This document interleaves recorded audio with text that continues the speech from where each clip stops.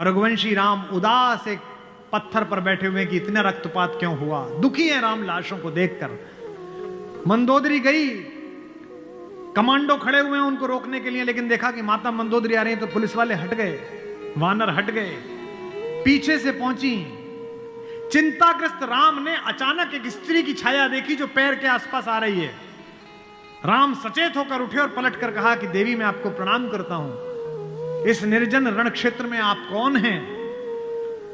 मंदोदरी ने कहा हे राम, मैं रावण की दुर्भाग्यशाली पत्नी मंदोदरी हूं।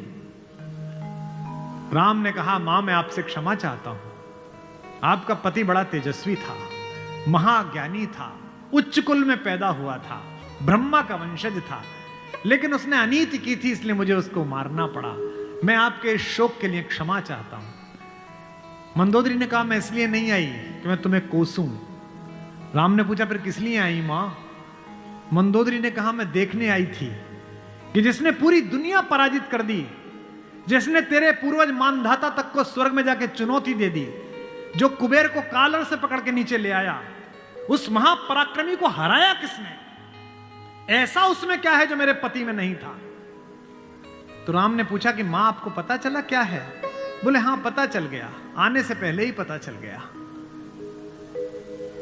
राम ने पूछा क्या अंतर है? बोले राम एक मेरा पति था जो मेरी जैसी सुदर्शना होते हुए भी तेरी पत्नी चाहता था, एक तू है कि पीठ पर से भी परिस्त्री की छाया पड़ी है तो उठकर खड़ा हो गया है, ये उसमें तुझ में अंतर है।